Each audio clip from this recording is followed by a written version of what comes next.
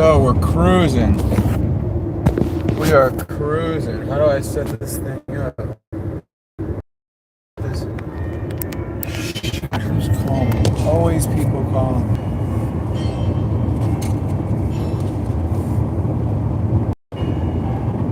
Hey, buddy. Hey, can you hear me? Yeah. Yeah, so just between me and you, the reason I want to keep the back parcel, you can keep a secret, right? It's nothing. You can keep a secret, right?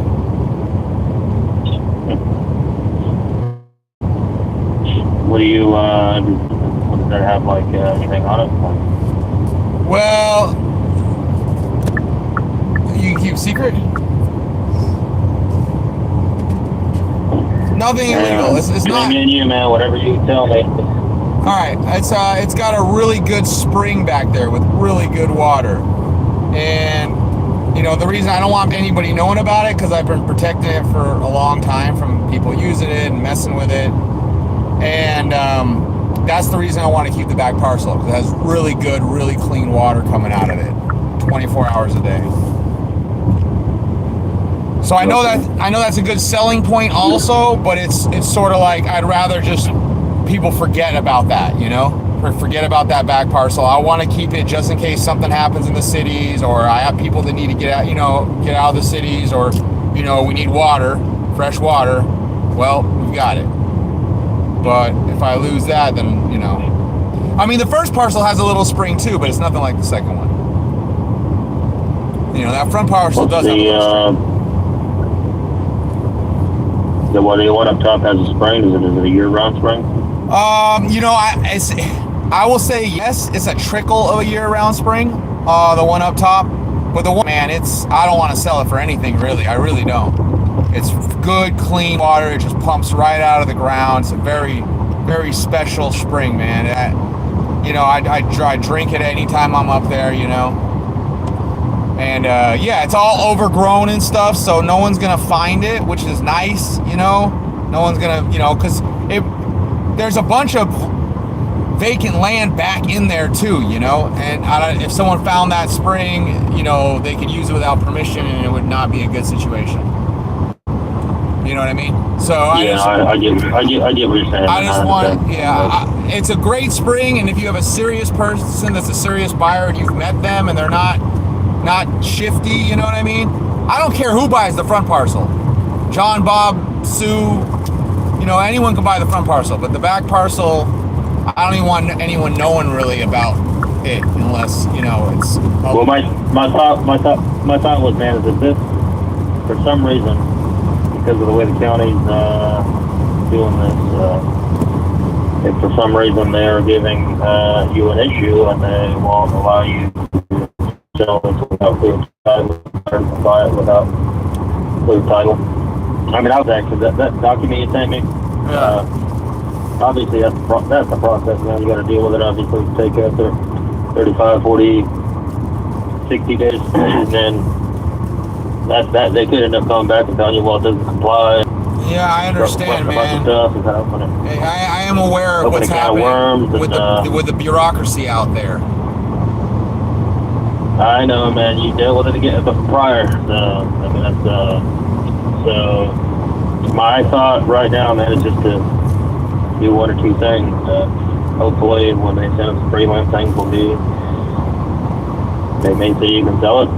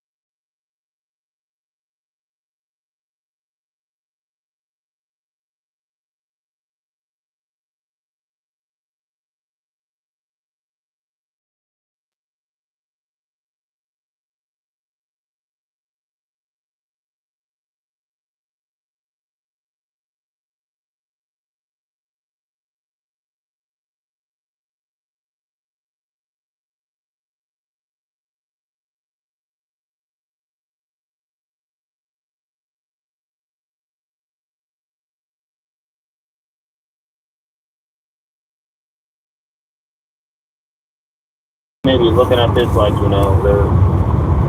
will say that Angie she knows what she's doing, man. She's been there she probably should have retired already, but she's been there for a long time. She started there when she was in high school. She knows what the heck's going on. So if she sits, pull that prelim, she'll look at it, she'll be straightforward. She'll say, you know what, this ain't happening. Or, hey, this could happen, but then you need to do this, or, and obviously she may give us the same line that the title company they're giving us, but I don't know for sure, man. The last time I sold a parcel like this, it was probably a good, it had to be about maybe 3 or 4 years ago. And obviously we didn't have issues. I've even sold landlocked parcels, man. I've sold parcels that, matter of fact, I'm talking to somebody right now about selling landlocked 40-acre parcel, which that's there's a road that goes right to it. I mean, but it's not on paper. So, but yeah, so we're gonna see what she says, and then. Well, you're saying this is creation deed too. I mean, you're saying this is a new law, though. This is a new state law, county law.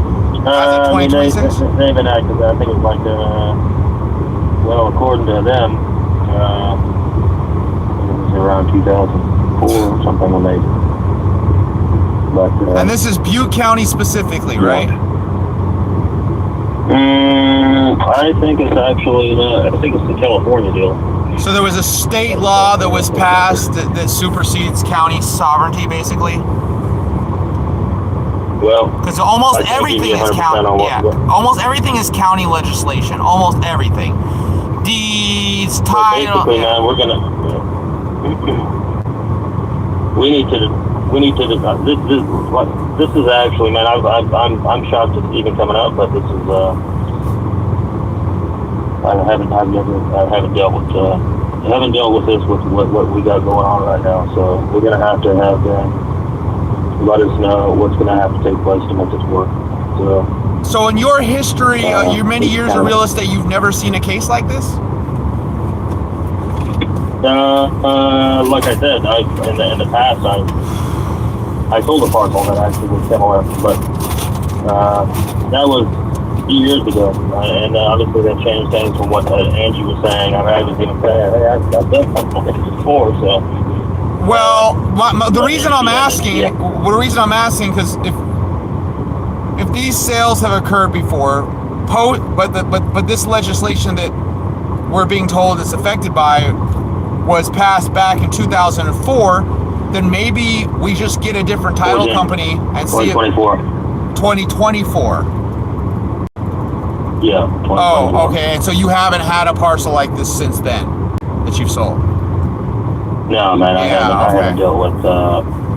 Well, I mean, I didn't even know we were dealing with that because I figured you had 2 legal parcels there that would. Yeah.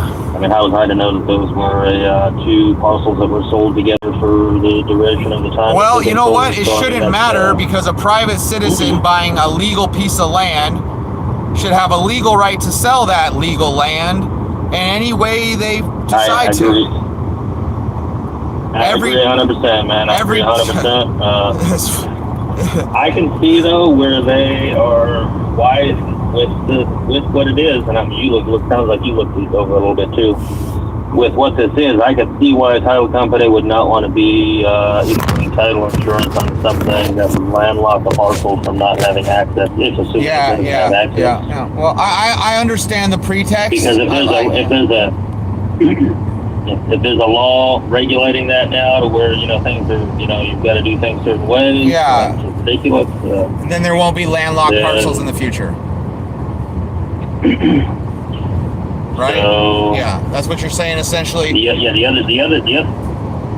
other step, man, obviously, and we don't really have the time for that because of the situation, which I'm guessing is like I was a long time ago suggesting doing obviously you have to do a survey, but that's going to take a while. That's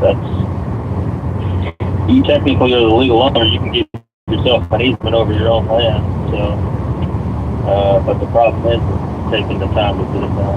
Yeah, I can't give a legal easement over my. Yeah, I can't give a legal easement over my own land for my own intents and purposes unless I survey on file. Yeah. Is that correct? Well, if you had a survey that already an easement already, yeah, you could record it. but we don't have one. So, or unless you do have one, but you'd have to get the survey. Basically, they'd have to do it. You'd have to get a surveyor that knows what they're doing. No, I think by far the best option.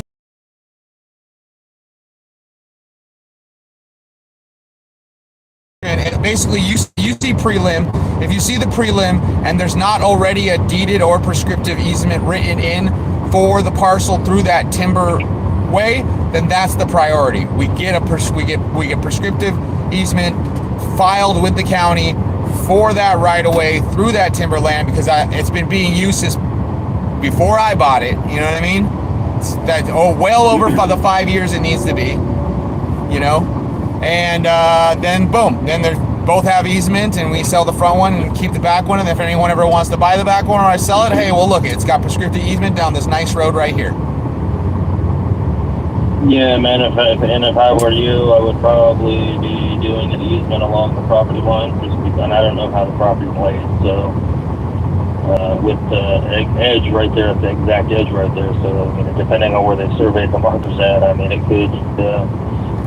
Well, being that you already got your own little access point that you're using already for the below, even if you did have that prescriptive easement, even though it did exist, I mean, you're still using that of the road. But that's I think that's actually 5 years. If you can show unimpeded use of a road for approximately, I think it's 5 years. That could have changed, but last time I checked, it was 5 years. You automatically have prescriptive easement, but would probably need a document to show that, or title won't clear it. Well, you'd have to take it. You'd have to go to court. You'd have to go to court with a judge to basically grant you prescriptive or a new deed easement on that property. They would actually obviously, and then you'd have to go through the process. Yeah. Well, but that's probably going to be an easier process, and that's a more beneficial process, because that's the road. That's the road. So at this point, man, we might be beating the wrong tree here, man. We might want to just wait and see what the dang prelim says, because that might result in issues. Hopefully, but I'm assuming it doesn't. Obviously, we'll have to. Do you have a good? Can you recommend a good real estate attorney or no? Just to file the motion for. The real estate attorney that I had used for anything, man, he recently retired, and I do know that there's actually a couple. Actually, the board of realtors uses a specific attorney, which is out of Chico. I can get you his information. You can actually call him, and he'd probably be able to, because you're a private party, you can actually probably work with. Obviously, it's going to cost money, man. I actually am doing one right now. Well, I'm not doing it. It's not me, but. That 40-acre parcel I was telling you about, that they have a legal. Yeah, the landlocked. Literally, man, that thing has a road going to it. Yeah. It has a road going to it, and it literally drives up onto it. It's been there for probably. They haven't really used it, but it's just. I mean, you can look at any survey or overlay map, and you can see that the road is there. Yeah, but you got. They have actually looked into. They've been looking to take that to court, and they're looking probably anywhere between 12 grand, depending on what kind of block they get. 5 to 12 grand. It's because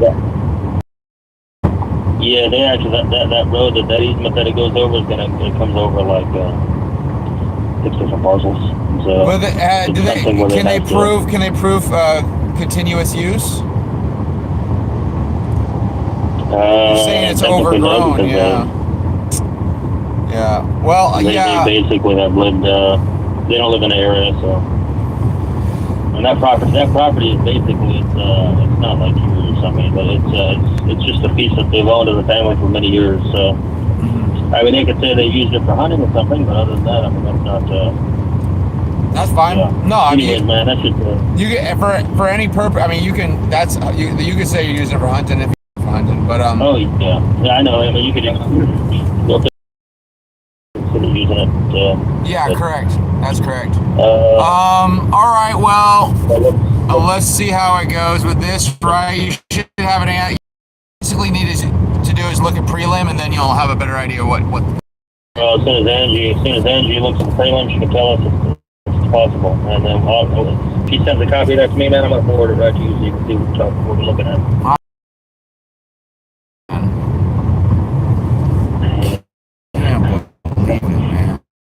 That's why many people are leaving and everybody's taking off. So, I mean, it's such a beautiful state, and there's such good people out there, but the bureaucracy is out of control, man. It's out of control. There's just too many regulations, man.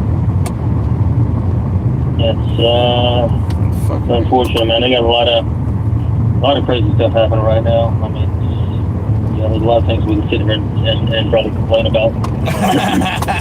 All right, man. All right. As soon as you get back to me, I'll call you. I appreciate you, Mario. Yeah, right when I have that, I'll call you. All right. Thank you. Thank you very much.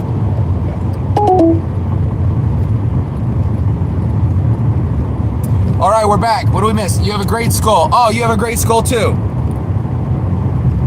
Castle Gray Skull. You have a Castle Great Skull. A Castle Great Skull. And that's what you have.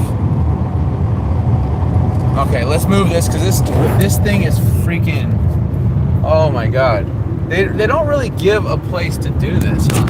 How about that? How about that? No? How about that? Ooh, how about that? No. That's the only place. The only place they give us. How do you fucking put a phone in a car? You just put it right here? How annoying is that? You have a great skull too.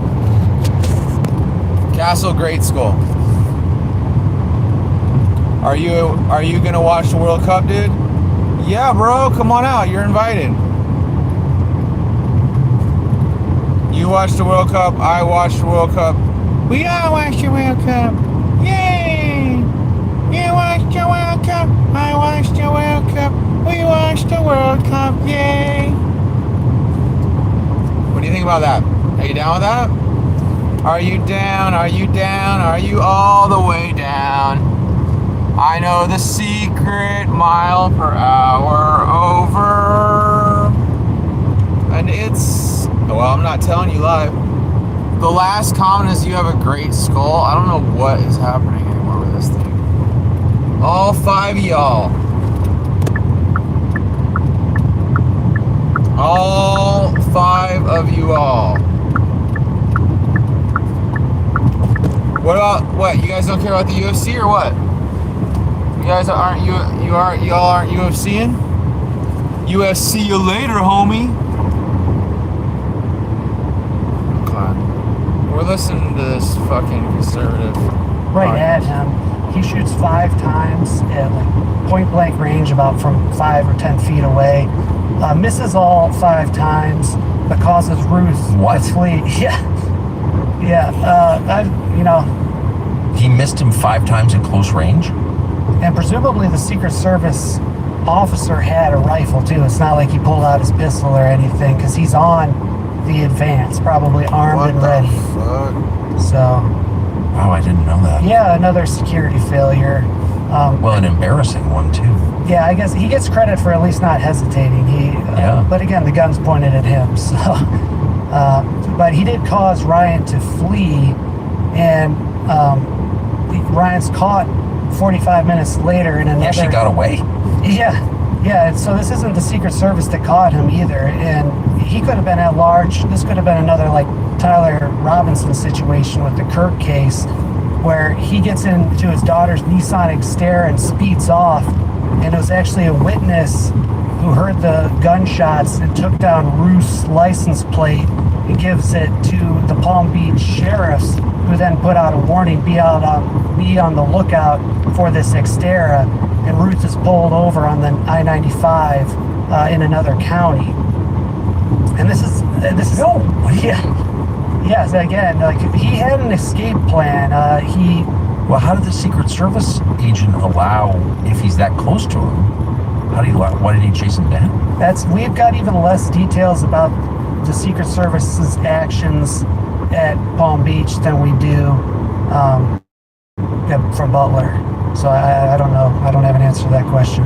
So then what happens? So they arrest the guy. And here's where the most tragic part of the whole incident happens, is that there's a bunch of traffic backed up on the I-95 due to this unexpected arrest. And a lady slams into the backed up traffic with her 3-year-old daughter in the back